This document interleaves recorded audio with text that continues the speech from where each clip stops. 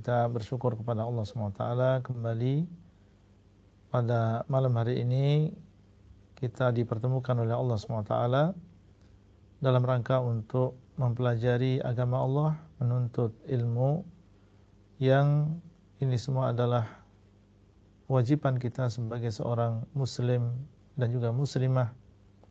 Talabul ilmi faridatun ala kulli muslim. Menuntut ilmu adalah kewajiban atas setiap muslim. Masih kita bersama kitab Al-Arba'in An-Nawawiyah yang ditulis oleh Al-Imam An-Nawawi rahimahullah, berisi 42 hadis yang merupakan pokok-pokok di dalam agama kita. Dan insyaallah pada malam hari ini kita akan membahas hadis yang ke-30 yang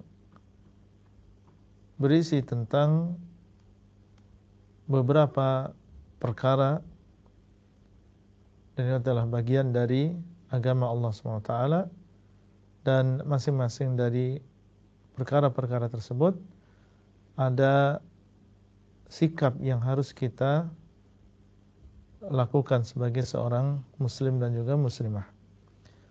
Sebelum kita menjelaskan, seperti biasanya kita ingin mendengar terlebih dahulu salah seorang di antara antum membaca hadis ini. Nah, Baik. Bismillahirrahmanirrahim. An Abi Sa'labah al-Khushani radhiyallahu an. Anin Nabi sallallahu alaihi wasallam qala innallaha farada fara'ida fala tudayyi'uha wa hadda hududan fala ta'taduha wa harrama asya'a fala tantahikuha wa kasata an asya'a rahmatallakum ghairu nisyanin fala tabhatsu anha. Nah, terus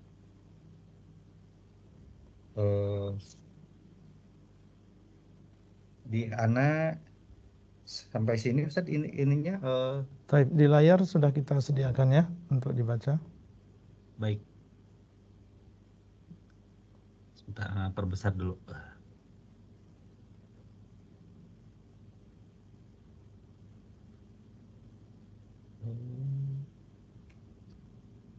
Baik. Anha tadi itu sampai anha ya. Di layar belum begitu jelas Ustaz, Afwan. Baik, ana yang baca insyaallah.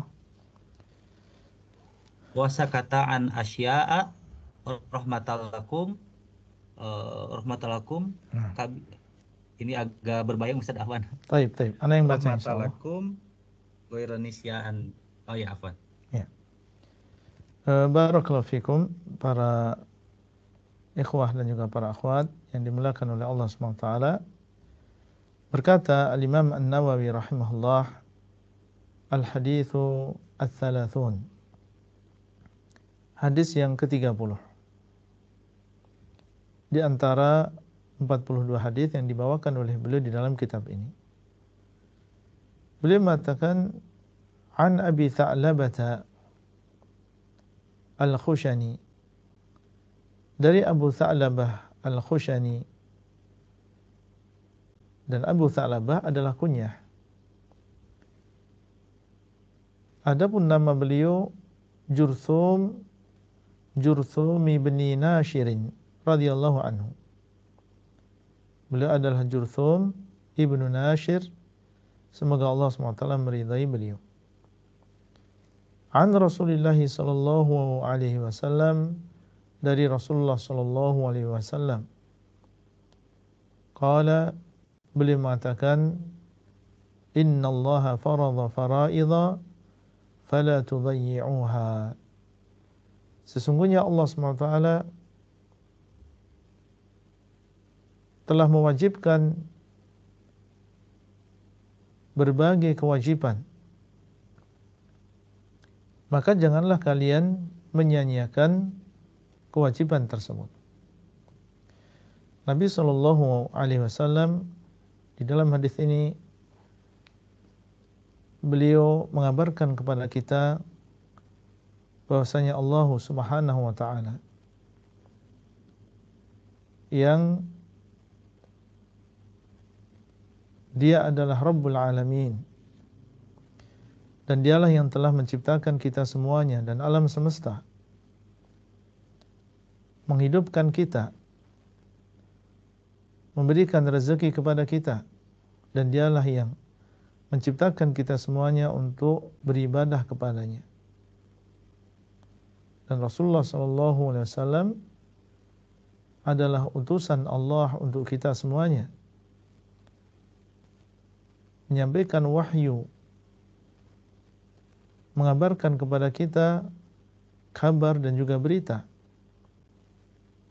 Maka di antara yang beliau sallallahu alaihi wasallam kabarkan dari Allah SWT, bahwasanya Allah SWT telah faradha faraidha, telah mewajibkan kepada kalian kewajiban-kewajiban. Dan faraid ini adalah jamak dari faridah.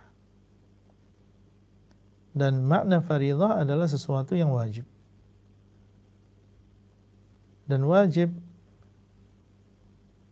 harus dilakukan, harus dilaksanakan. Apabila dilakukan, maka seseorang mendapatkan pahala. Dan apabila dia tinggalkan kewajiban tersebut, maka dia mendapatkan dosa. Dan pahala yang didapatkan oleh seseorang dengan melaksanakan kewajiban ini adalah pahala yang besar. Kalau kita laksanakan kewajiban-kewajiban tersebut, maka itu adalah amalan yang paling dicintai oleh Allah,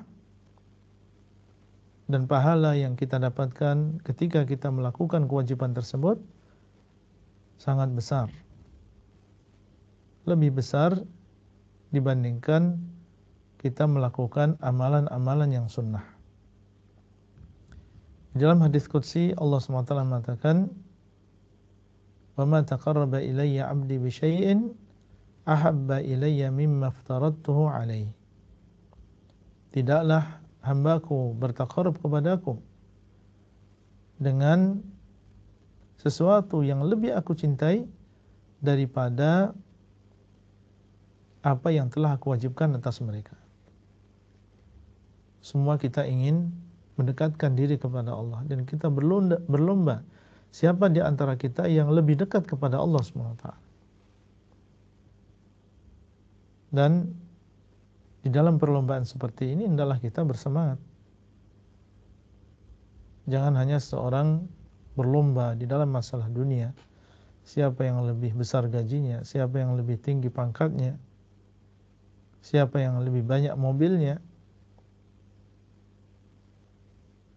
Karena perlombaan seperti itu akan melalaikan kita dari akhirat. Tapi marilah kita berlomba siapa di antara kita yang lebih dekat kepada Allah SWT.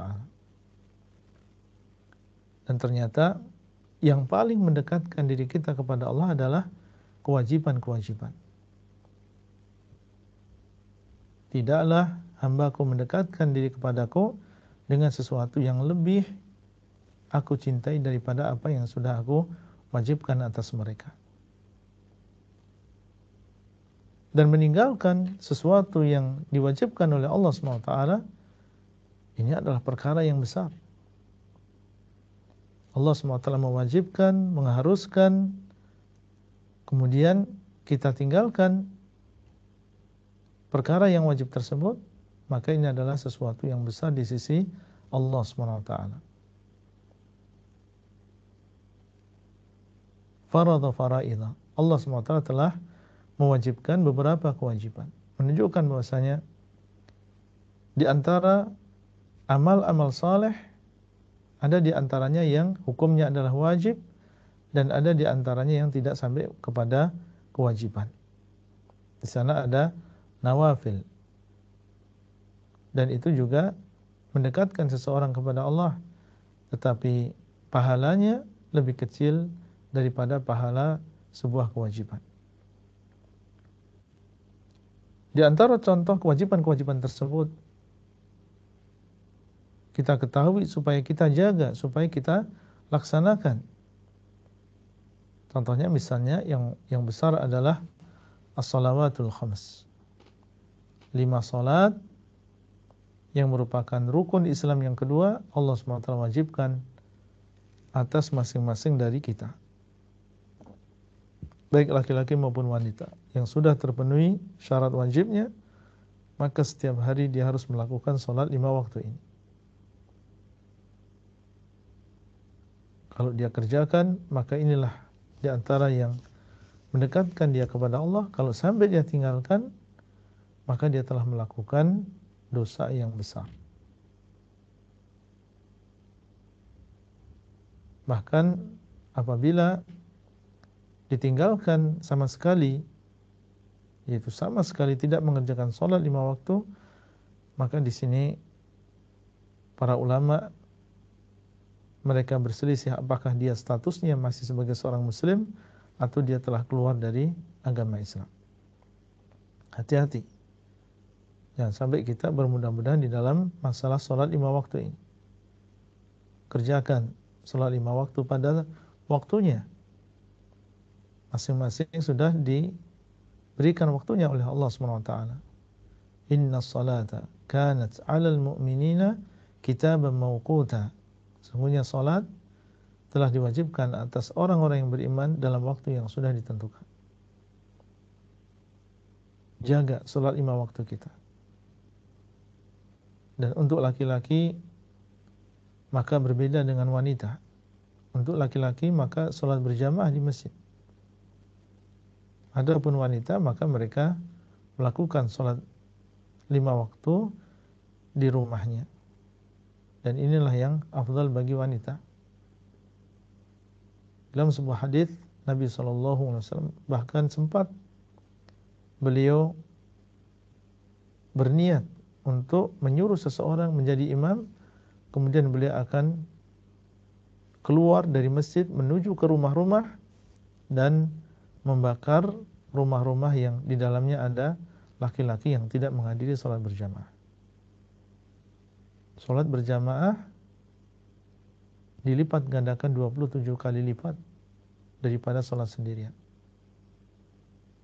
Dan masing-masing dari kita perlu bekal ketika menuju Allah SWT, dan bekal kita adalah amal soleh. Maka jangan kita sia-siakan kesempatan untuk mendapatkan pahala yang besar, yaitu dengan melakukan salat berjamaah di masjid. Kemudian juga zakah, ini adalah termasuk kewajiban. Kalau sudah sampai pada nisabnya, bilangan tertentu, jumlah tertentu, maka harus kita perhatikan. Ini hukumnya adalah wajib bagi kita untuk mengeluarkan sebagian harta kita, dan di sana ada orang-orang yang berhak untuk mendapatkan zakat. Itu lebih afdal daripada seorang bersedekah dengan misalnya 1 miliar uang. Apa yang dia keluarkan berupa zakat, meskipun mungkin hanya 10 juta, 20 juta, dan itu adalah sebuah kewajiban, lebih besar pahalanya daripada sedekah yang sunnah yang dikeluarkan oleh seseorang. Karena ini adalah sebuah kewajiban. Di sana ada sedekah yang wajib, di sana ada sedekah yang sunnah. Perhatikan, terutama sedekah yang wajib ini. Banyak orang kaya di Indonesia ini. Banyak di antara mereka yang tidak mengeluarkan zakatnya. Seandainya kaum muslimin yang mereka menyadari dan melaksanakan syiar ini, niscaya akan banyak orang-orang miskin, orang-orang fakir yang mereka bisa ditolong dari kemiskinan dan juga kefakiran mereka. Banyak orang-orang kaya yang mereka punya tambang, punya usaha yang besar. Berapa miliar yang mereka keluarkan dari zakat tersebut. Seandainya itu dibagikan dengan baik pada orang-orang yang berhak, misalnya banyak orang-orang miskin dan yang mereka terbantu, tertolong dengan zakat yang diambil dari orang-orang kaya. puasa Ramadan yang sebentar lagi akan kita lakukan. Ya ayyuhalladzina amanu kutiba alaikumusiyam. Wahai orang-orang yang beriman, telah diwajibkan atas kalian puasa. Berhaji, berbakti kepada kedua orang tua. Maka ini adalah termasuk perkara-perkara yang wajib. Yang kalau sampai dilanggar, maka seseorang dia telah melakukan sebuah dosa. Beliau sallallahu alaihi wasallam mengabarkan, sungguhnya Allah SWT telah mewajibkan atas kalian beberapa kewajiban. Bagaimana sikap kita? Fala tudayyi'uha, maka janganlah kalian menyia-nyiakan kewajiban tersebut. Bagaimana menyia-nyiakannya? Meninggalkannya misalnya, atau bermudah-mudahan dalam melaksanakan kewajiban tersebut. Dia melakukan sholat 5 waktu tetapi tidak khusyuk dalam sholatnya, bermain-main di dalam sholatnya, mengundur-ngundur waktunya, sering tidak melakukan berjamaah di masjid apabila dia adalah laki-laki, maka dikhawatirkan ini termasuk menyia-nyiakan apa yang telah diwajibkan oleh Allah SWT. Jangan disia-siakan kesempatan bagi kita untuk mendapatkan pahala yang besar di dalam kewajiban-kewajiban tersebut. Termasuk puasa yang seolah akan kita lakukan di bulan Ramadan, karena itu adalah sebuah kewajiban. Fala tudayyi'uha, janganlah kalian menyia-nyiakan puasa tersebut. Gunakan sebaik-baiknya. Kesempatan bagi kita untuk mendapatkan pahala yang besar dari puasa ini. Sebutkan dalam hadis qudsi, fa innahu li, sesungguhnya puasa itu adalah untukku, wa ana ajzi bihi, dan akulah yang akan membalas puasa tersebut. Sehingga pelajari tentang hukum-hukum puasa, adab-adabnya, bagaimana kita bisa meraih pahala yang besar dari puasa Ramadan yang kita lakukan. Di antara adabnya adalah ketika berpuasa seseorang meninggalkan kemaksiatan, sebagaimana dia meninggalkan makanan dan juga minuman, maka dia juga meninggalkan berbagai kemaksiatan. Ketika dalam keadaan puasa, usahakan jangan dia menyia-nyiakan waktu dengan perkara-perkara yang tidak ada faedahnya. Sebagian menggunakan waktu puasanya untuk bermain HP dan menyia-nyiakan waktunya bermain game, menonton sesuatu yang bahkan diharamkan dan tidak diperbolehkan, karena di situ dibuka aurat atau di situ ada musik dan seterusnya. Ini adalah sesuatu yang diwajibkan oleh Allah SWT, maka jangan kita sia-siakan. Kita jaga, kita laksanakan apa yang diwajibkan oleh Allah SWT tersebut dengan semaksimal mungkin. Ini yang pertama. Kemudian yang kedua, wahadda hududan. Dan Allah SWT telah membuat batasan-batasan, melarang larangan-larangan. Al-had artinya adalah batasan, pembatas. Seperti misalnya tanah, di sana ada pembatas yang mencegah seseorang untuk masuk di dalam tanah tersebut. Allah SWT telah membuat batasan-batasan, dan batasan-batasan tersebut bisa berupa kewajiban-kewajiban dan bisa berupa larangan-larangan. Maka bagaimana sikap kita? Dan tentunya Allah SWT ketika mewajibkan sesuatu, pasti di sana ada hikmahnya. Ketika Allah SWT membuat batasan-batasan, maka pasti di sana ada hikmahnya.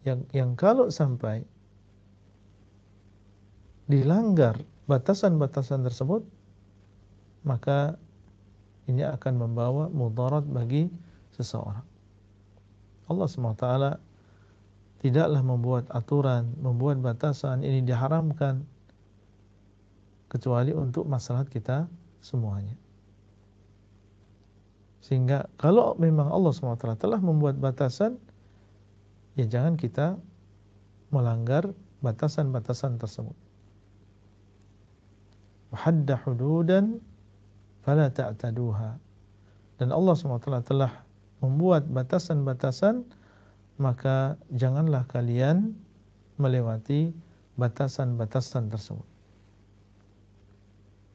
Kita hidup sesuai dengan batasan-batasan yang Allah SWT telah berikan. Kalau memang batasannya adalah demikian, maka jangan sampai kita melewati batasan-batasan yang sudah ditentukan oleh Allah SWT. Yakinlah bahwasanya kalau sampai seseorang melanggar hudud tersebut, melanggar batasan-batasan tersebut, maka ini bisa membawa mudarat bagi seseorang. Di sana ada syariat yang sudah ditentukan oleh Allah SWT batasannya. Tidak boleh lebih daripada itu, tidak boleh kurang daripada itu. Maka kita berusaha untuk iltizam, jangan sampai kita melewati batasan-batasan tersebut. Kemudian beliau sallallahu alaihi wasallam mengatakan, wa harrama asya'a. Dan Allah SWT telah mengharamkan beberapa perkara. Diharamkan zina. Wala taqrabuz zina, janganlah kalian mendekati zina. Kemudian Allah SWT juga mengharamkan minum-minuman keras. Diharamkan oleh Allah SWT dengan berbagai macamnya, berbagai jenisnya, segala sesuatu yang menghilangkan akal manusia. Dan tidaklah Allah SWT mengharamkan zina, mengharamkan minum-minuman keras kecuali di sana ada hikmah yang dalam.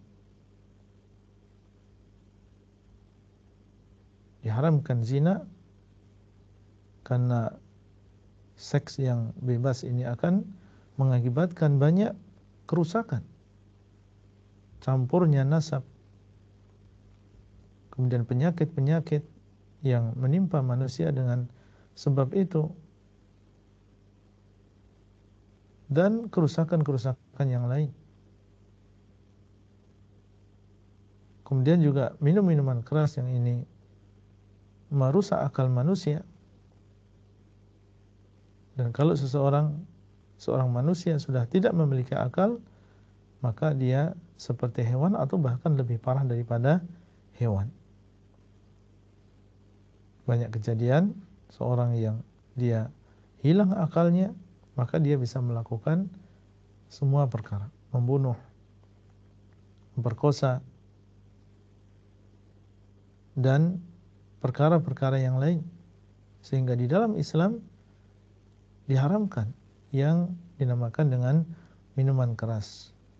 Demikian pula menuduh orang lain dengan zina, riba, ghibah, namimah, dan dosa-dosa yang lain. Maka Allah SWT mengharamkan perkara-perkara tersebut. Bagaimana sikap kita? Fala tantahikuha, janganlah kalian melanggar larangan-larangan tersebut. Jangan kalian justru malah melakukan larangan-larangan tersebut.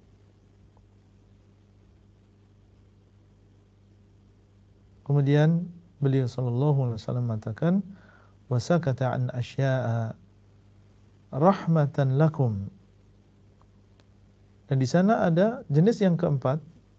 Yang pertama adalah kewajiban, yang kedua adalah batasan-batasan Allah, yang ketiga adalah larangan-larangan Allah, dan yang keempat adalah perkara-perkara yang Allah SWT diamkan. Tidak Allah katakan itu adalah sebuah kewajiban, dan Allah SWT juga tidak katakan itu adalah sesuatu yang diharamkan.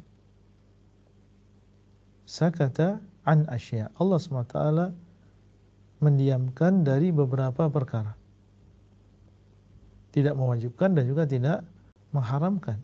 Kalau kita cari di dalam Al-Quran tidak ada keterangan bahwa dia adalah sesuatu yang wajib. Dalam sunnah juga demikian. Dan kita tidak dapatkan itu adalah sesuatu yang diharamkan. Berarti Allah SWT mendiamkan di sini. Kenapa Allah diamkan? Rahmatan lakum. Allah diamkan adalah untuk sebagai bentuk kasih sayang Allah kepada kalian.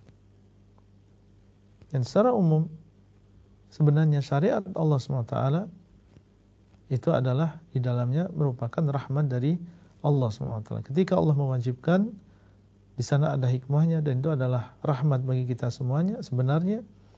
Dan ketika Allah SWT mengharamkan, maka itu adalah rahmat dari Allah SWT untuk kita semuanya.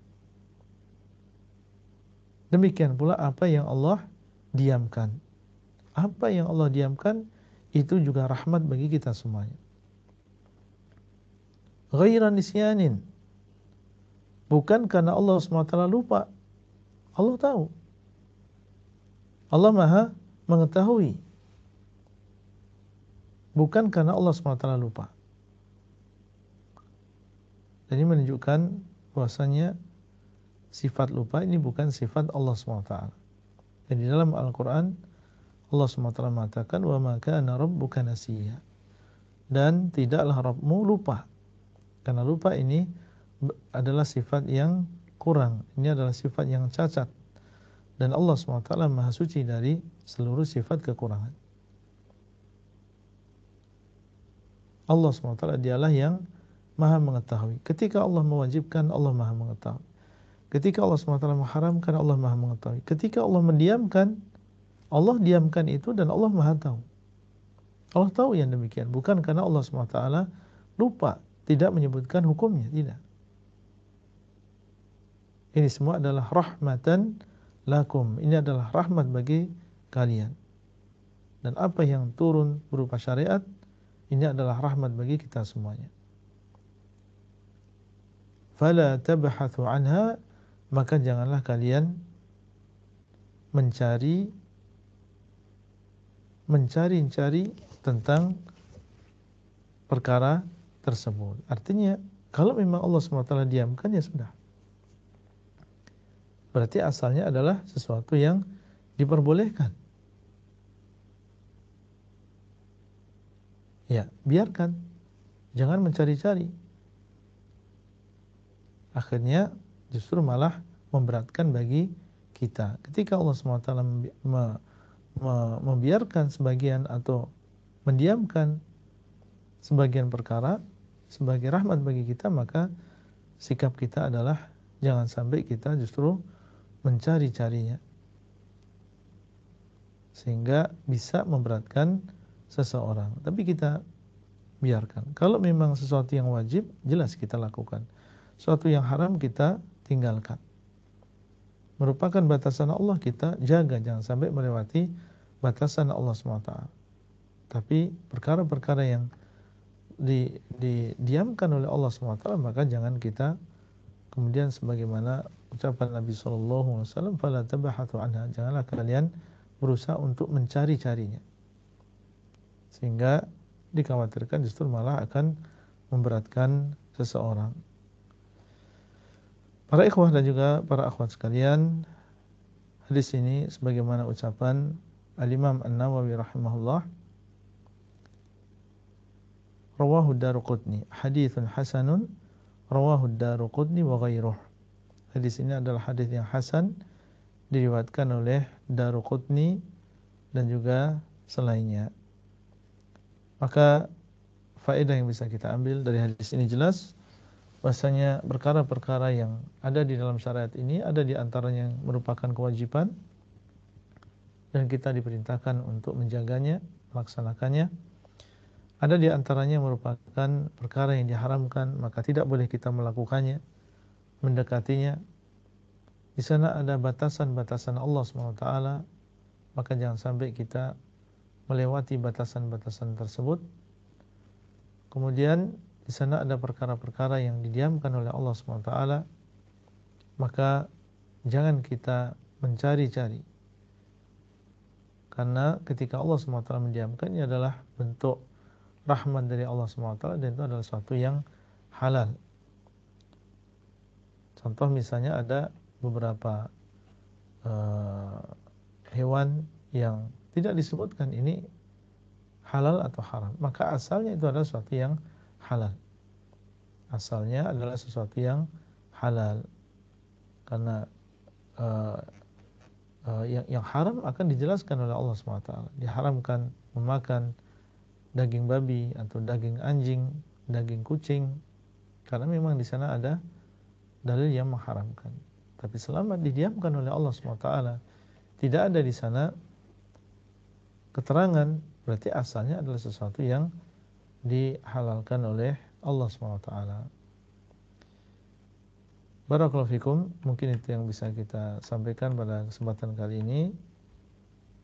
Kita buka kesempatan bagi para ikhwah dan juga para akhwat sekalian untuk menyampaikan pertanyaan. Nah, Baik, Masya Allah, jazakallahu khairan Ustazuna yang telah menjelaskan dan mensyarahkan dari hadis ke-30 ini. Alhamdulillah kita sudah memasuki sesi 2, yakni sesi tanya jawab, dan alhamdulillah sudah ada yang masuk melalui chat box di Zoom meeting ini. Yang pertama, bismillahirrahmanirrahim. Bagaimana caranya menasihati suami yang masih jarang sholat berjamaah di masjid dan membuat suami agar kembali bertakwa di jalan Allah? Dinasihati sambil marah-marah, tidak mempan. Kemudian juga dinasihati secara halus dari hati ke hati juga belum ada perubahan. Demikian Ustaz pertanyaannya. wa ma'ala rasuli illa al-balagul mubin. Tidak ada kewajiban seorang rasul kecuali menyampaikan dengan sebaik-baiknya, sejelas-jelasnya. Kita diperintahkan untuk beramar ma'ruf nahi munkar, menasihati, memerintahkan dengan kebaikan, melarang dari kemungkaran.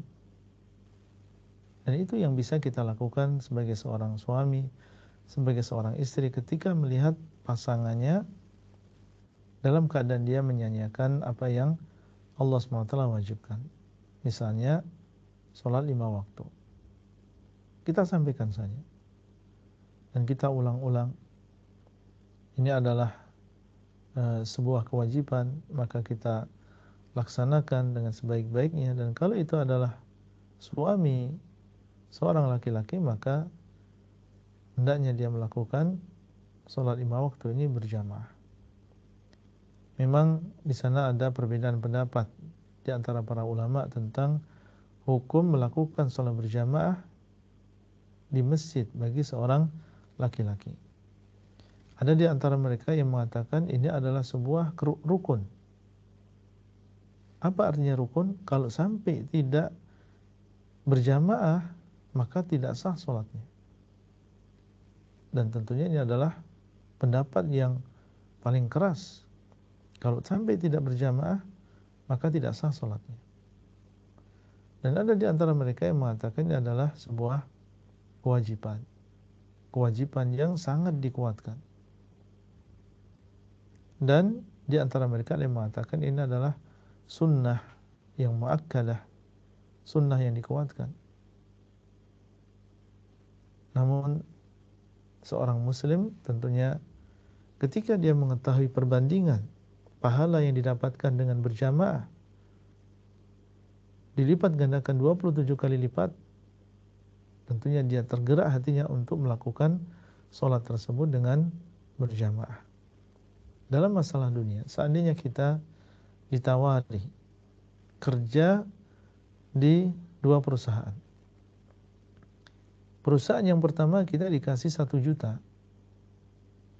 Perusahaan yang kedua kita dikasih 27 juta setiap bulan dengan pekerjaan yang sama. Mana yang akan kita pilih?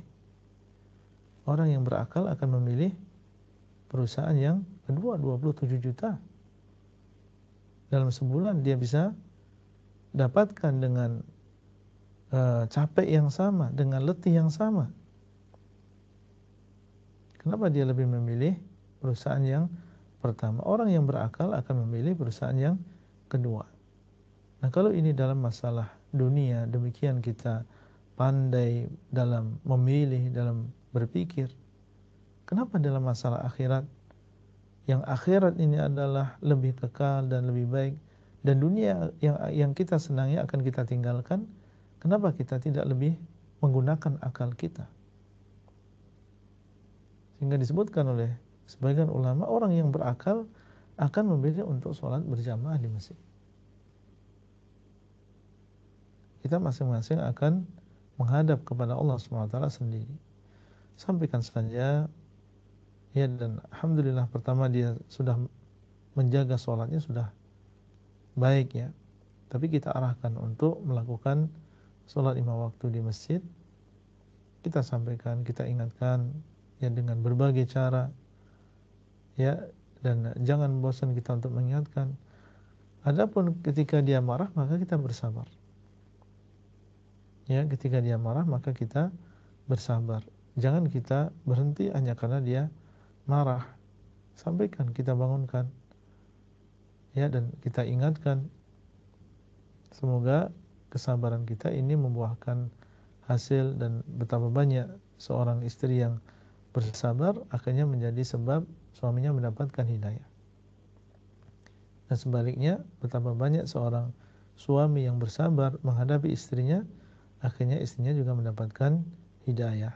Nah,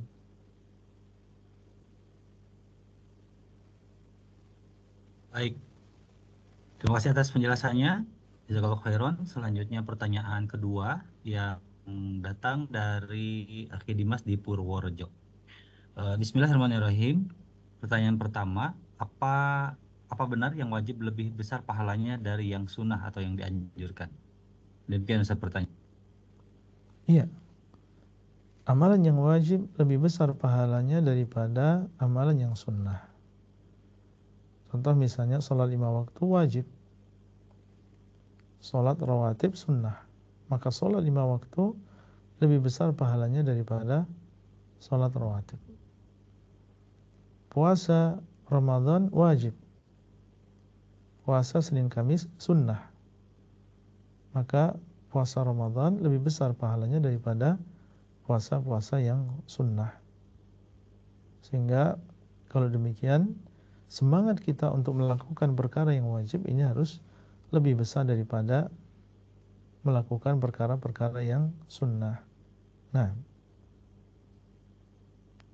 Baik, telah 2 pertanyaan dijawab melalui chat box. Selanjutnya akan kami berikan kesempatan kepada jamaah yang sudah raise hand. Yang pertama kami persilahkan untuk Ummu Nisa.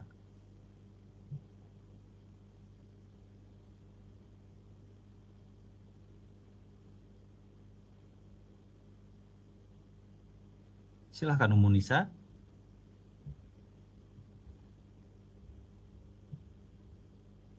Baik, jika belum siap, kami persilakan kepada Ummu Amr.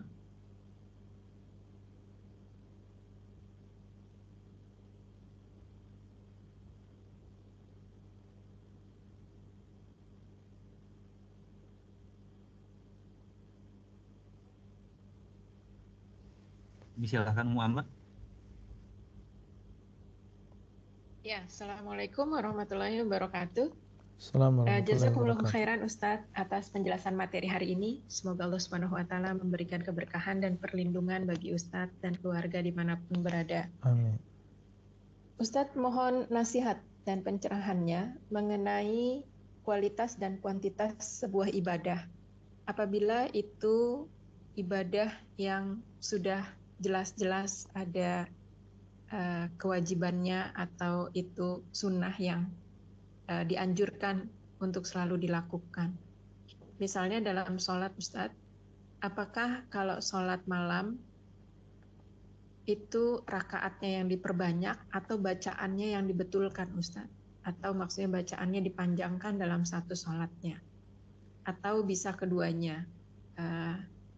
Dan lagi misalnya kalau kita ngaji atau tilawah Ustadz, punya hafalan Quran, apakah sebaiknya misalnya 1 juz dulu mungkin pindah, atau belum mungkin tapi sudah pindah untuk menambah hafalan. Dan apabila kalau hafalan Qur'annya sedikit, apakah juga bisa mengambil misalnya hafalan hadis atau matan? Mohon nasihatnya untuk yang seperti ini Ustaz. Jazakumullahu khairan. Baik. Barakallahu fikum. Pembahasan tentang tafadhulul a'mal, tingkatan-tingkatan amal soleh, ini adalah pembahasan yang diperlukan oleh seorang muslim dan juga muslimah, karena keterbatasan umur kita dan kita tidak tahu kapan kita meninggal dunia, sehingga kita berusaha bagaimana kita mengamalkan amal soleh yang lebih besar pahalanya dalam waktu yang sama. Ini yang sangat dibutuhkan oleh seorang muslim dan juga muslimah. Tentunya orang yang paham, dia akan lebih efektif. Umur yang sama mungkin dengan orang lain, tapi ketika dia bisa memilih amalan-amalan yang lebih besar pahalanya, dia akan lebih banyak pahalanya daripada yang lain. Dan tentunya sebaik-baik petunjuk adalah petunjuk Rasulullah SAW. Sebaik-baik petunjuk adalah petunjuk Rasulullah SAW. Bagaimana beliau lakukan, maka itulah yang tentunya yang afdal. Terkait dengan masalah di saat salat malam kita memperbanyak rakaat atau kita memperpanjang, Nabi SAW dahulu memperpanjang bacaan ketika salat malam. Beliau memperbanyak dan memperpanjang bacaan ketika salat malam. Dan disebutkan oleh Ummul Mukminin Aisyah radhiyallahu taala anha bahwasanya salat malam yang beliau lakukan tidak lebih dari 11 rakaat. Di bulan Ramadan maupun di luar bulan Ramadan. Dan kabar dari Aisyah ini bukan pembatasan. Beliau hanya mengabarkan saja Nabi SAW dulu tidak lebih dari 11 rakaat. Dan bukan berarti ini larangan untuk menambah lebih dari 11 rakaat.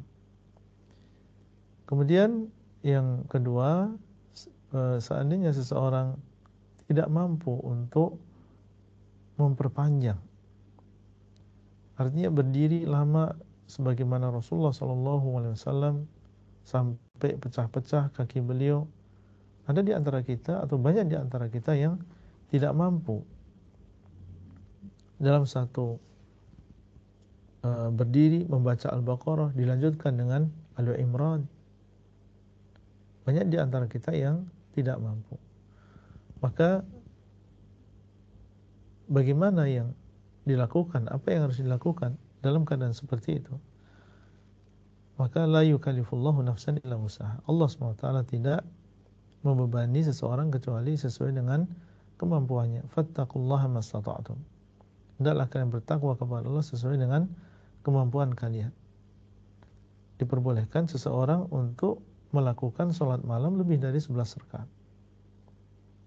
Kalau memang dia tidak mampu panjang, maka bisa dijadikan lebih pendek dan dia baca dalam 3 rakaat atau dibaca dalam 4 rakaat, sehingga mungkin dia sholat malamnya bisa sampai 20 rakaat. Melakukan sholat tarawihnya bisa sampai 20 rakaat. Kalau memang kita tidak bisa sempurna mengikuti Nabi SAW dengan panjang-panjang, maka bisa kita lakukan dengan memperpendek. Artinya setiap rakaat ya dibagi-bagi menjadi beberapa rakaat. Nusaddid wa nuqarib. Ya, kita berusaha untuk mengikuti dengan pas. Kalau tidak bisa ya kita berusaha untuk mendekati sesuai dengan kemampuan kita. Jadi tentunya yang paling afdal adalah lebih panjang, lebih bagus. Tapi kalau tidak mampu ya bisa kita bagi-bagi menjadi beberapa rakaat sesuai dengan kemampuan kita. Kemudian tentang masalah menghafal, mana yang lebih bagus seseorang menghafal terus padahal dia mungkin belum mungkin dengan hafalan yang sebelumnya. Wallahu ta'ala a'lam. Yang lebih afdal adalah seseorang mutqin terlebih dahulu, ya, dan membuat hafalannya ini benar-benar maksimal. Nabi SAW mengatakan, innallaha ahabba min abdihi idza amila amalan ayyutqinahu. Sungguhnya Allah SWT senang dari seorang hamba apabila dia mengamalkan sebuah amalan, kemudian dia itqan, mutqin di dalam amalannya. Dan ini perlu kerja keras, perlu mengulang-ulang, ya, dan perlu memperbanyak murajaah. Ketika dia ingin mutqin, kuncinya adalah pada mengulang-ulang. Rajin untuk murajaah, rajin untuk mengulang kembali. Mungkin seseorang menghafal satu ayat bisa sampai 20 kali, 50 kali. Sebagian masyayikh mereka menceritakan bahwasanya dulu ketika mereka menghafal, menghadap ke sana misalnya sampai 300 kali dia ulang-ulang. Kemudian nanti balik arah, 300 kali diulang-ulang. Demikian seterusnya sampai akhirnya mereka menghafal Al-Quran, dan selesai Al-Quran dalam keadaan mereka sudah mutqin. Kapan saja disuruh untuk membaca dia bisa. Dia menyimak orang lain tanpa dia melihat mushaf. Menjadda wajada. Barang siapa yang bersungguh-sungguh maka dia akan dapatkan. Dan dengan cara seperti ini, yaitu seseorang terlebih dahulu dia mutqin, maka ini menjadikan dia cinta terhadap Al-Quran. Ada kelezatan tersendiri ketika dia menghafal Al-Quran dan dia mutqin. Dia hafal satu juz dan dia mutqin, dia merasakan nikmatnya. Merasakan nikmatnya menghafal satu juz. Maka ini ada semangat tersendiri bagi dia untuk menghafal juz yang kedua. Ya, dia mulai juz yang kedua dalam keadaan dia lapang dadanya, dalam keadaan dia bersemangat. Dengan cara yang sama, terus dia menghafal dan memurojaah yang pertama, dilanjutkan dia dengan menghafal juz yang kedua. Sama, dia merasakan nikmatnya, semangat lagi dia untuk menghafal yang ketiga. Nah, ini tentunya berbeda dengan orang yang menghafal, sementara dia tidak memperhatikan hafalan-hafalan sebelumnya. Ya, dia hanya sekedar setoran tanpa dia murojaah. Nanti ketika dia mengulang kembali seakan-akan dia baru dari awal menghafal. Akhirnya dia pun merasa putus asa. Aduh, dulu sudah menghafal, sekarang sudah lupa lagi. Akhirnya ini menjadikan dia akhirnya putus semangat, berhenti di tengah jalan karena dia tergesa-gesa dalam menghafal. Jadi wallahu a'lam. Mungkin di sana ada pandangan yang lain, ada cara yang lain, tapi dia yang afdal menurut saya pribadi, seorang lebih baik dia mutqin ya dalam hafalannya, kemudian dia lanjutkan yang lain. Dan tentunya menjamak ini lebih bagus. Seandainya seseorang bisa mengulang yang pertama dan menambah yang baru, mengulang yang pertama menambah dengan yang baru, terus demikian dia lakukan, maka tentunya ini lebih afdal. Dan yakinlah bahwasanya orang yang menyibukkan dirinya dengan Al-Quran, Allah SWT akan berkahi di dalam waktunya. Akan dia dapatkan keberkahan di dalam waktunya, di dalam urusannya. Semakin seseorang banyak membaca Al-Quran, semakin dia dapatkan kemudahan-kemudahan tersebut. Terkait dengan menghafal matan atau menghafal hadis, maka ini juga adalah tidak kalah penting dengan menghafal Al-Quranul Karim, karena hadis ini adalah wahyu sebagaimana Al-Quran juga wahyu. Maka seseorang juga, kalau memang dia adalah seorang penuntut ilmu, selain dia menghafal Al-Quran, maka dia juga menghafal hadis-hadis Nabi SAW sesuai dengan kemampuan dia. Dan sekali lagi ini adalah tentunya kita sampaikan kepada orang-orang yang mereka memang mengkhususkan dirinya untuk menuntut ilmu agama.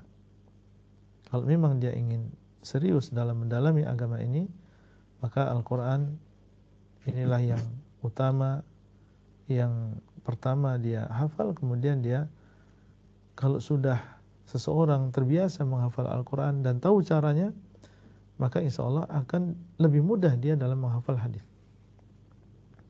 Apalagi matan, karena dia sudah punya sistem, dia sudah punya kaidah bagaimana cara mengatur waktu, bagaimana cara menghafal, bagaimana cara menghafal.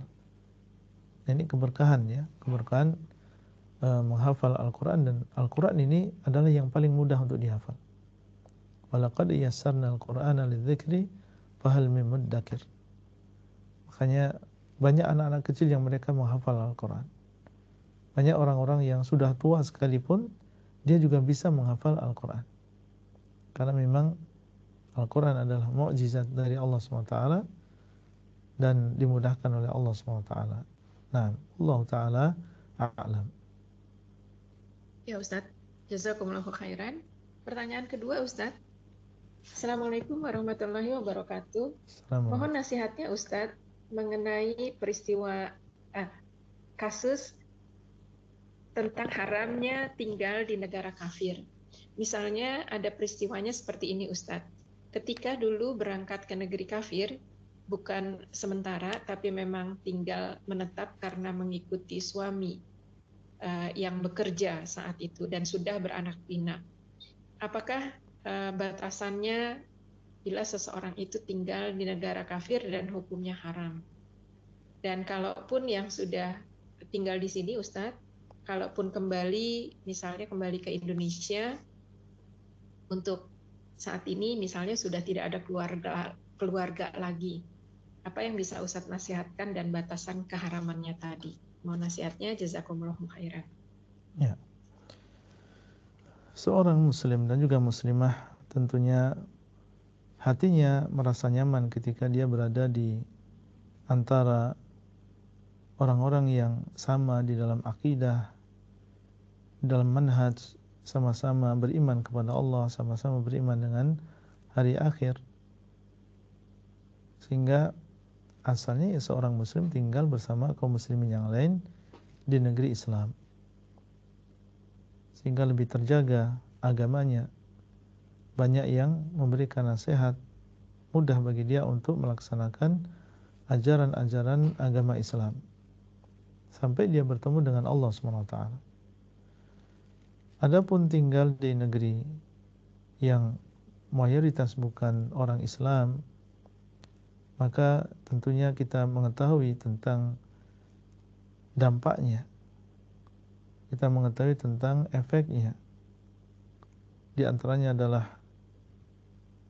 lemahnya iman, dan mungkin saja seseorang terpengaruh dengan tingkah laku orang-orang kafir tersebut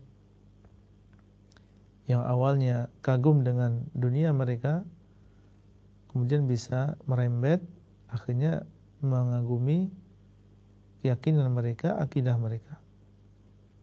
Datang syaitan membisikkan bahwasanya tidaklah mereka jaya di dalam keduniaan mereka kecuali karena mereka meninggalkan agama, kecuali karena mereka meyakini bahwasanya Allah SWT tidak ada, dan seterusnya. Demikianlah syaitan terkadang membisikkan dan menyesatkan manusia dengan berlahan-lahan.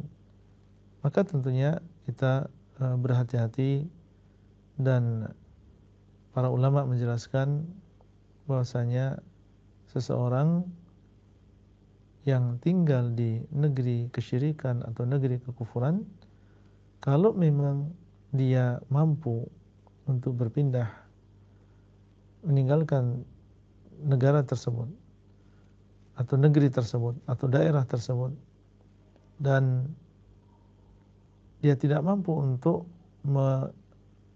menampakkan ajaran Islam, tidak mampu untuk melaksanakan kewajiban di sana, tidak mampu untuk menegakkan tauhid di sana,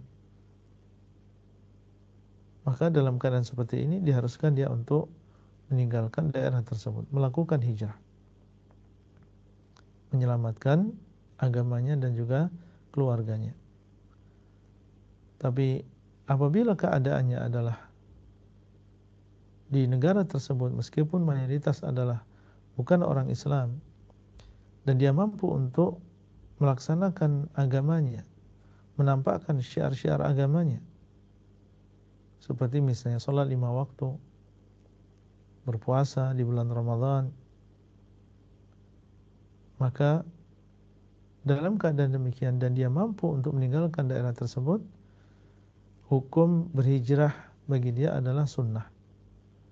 Hukum berhijrah bagi dia adalah sunnah. Dianjurkan dia untuk tetap hijrah, meskipun di sana dia mampu untuk menegakkan agamanya. Tapi seandainya dia tidak berhijrah, tetap di sana, maka dia tidak berdosa. Bahkan sebagian ulama ada yang mengatakan kalau misalnya keberadaan dia adalah sebagai seorang dai yang bisa mengajak orang-orang yang ada di sana untuk masuk ke dalam agama Islam, maka keberadaan dia di sana adalah sebuah kebaikan. Keberadaan dia di sana adalah sebuah kebaikan. Nah, Allah Ta'ala a'lam. Baik, insya Allah. Ustaz, mohon berkenan, apakah masih berkenan menerima pertanyaan? Cukup insya Allah. Cukup. Ya. Baik. Afwan Ustaz, ini tapi ada yang agak urgent ini khususnya bagi jemaah ikhwan, boleh Ustaz? Baik, satu lagi. Satu lagi. Bagaimana hukum suatu yang tidak disebutkan dengan jelas pada dalil, tetapi itu sebenarnya dilarang atau haram, misalkan tentang rokok. Demikian Ustaz pertanyaannya.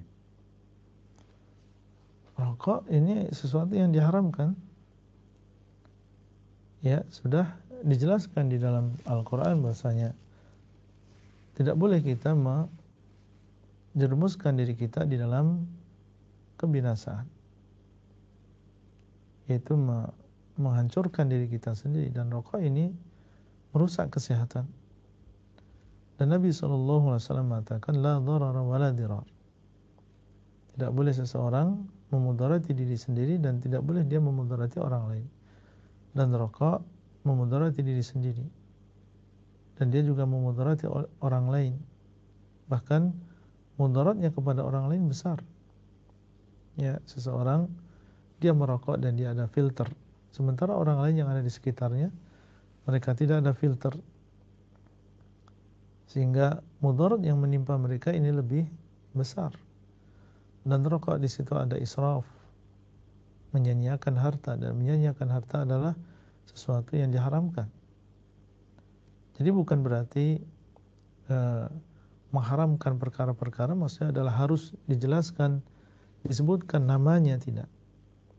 Tapi terkadang di sana ada kaidah-kaidah yang menyeluruh. Ya, tidak ada di dalam Al-Quran misalnya larangan misalnya pil apa gitu ya, tidak disebutkan. Yang ada adalah al-khamr. Ya, dan dengan berkembangnya waktu di sana ada ganja, di sana ada jenis pil ini, nggak disebutkan, tapi itu adalah sesuatu yang haram jelas berdasarkan kaidah-kaidah dan dalil-dalil yang umum. Nah, Allah Ta'ala a'lam. Baik, demikianlah pertanyaan terakhir yang disuguhkan pada malam hari ini. Sebelum diakhiri, mungkin ada akhir kalam atau nasihat terakhir pada pertemuan kajian pada malam hari ini dari Ustazuna Abdul Wahab. Nah, barakallahu fikum para ikhwan dan juga para akhwat sekalian. Apa yang disebutkan di dalam hadis ini hendaklah menjadi perhatian bagi kita semuanya. Allah SWT telah mengutus Nabi-Nya SAW untuk mengabarkan kepada kita berita-berita yang sahihah, kabar-kabar yang sahihah, dan hendaknya kita memiliki sikap yang benar terhadap kabar-kabar tersebut. Di antaranya adalah yang disebutkan dalam hadis ini. Allah SWT mengabarkan, atau Allah SWT mewajibkan atas kita beberapa kewajiban, maka sikap kita adalah jangan kita sia-siakan. Allah SWT mengharamkan beberapa perkara yang diharamkan, maka jangan kita langgar. Allah SWT membuat batasan-batasan, maka janganlah kita melebihi batasan-batasan tersebut.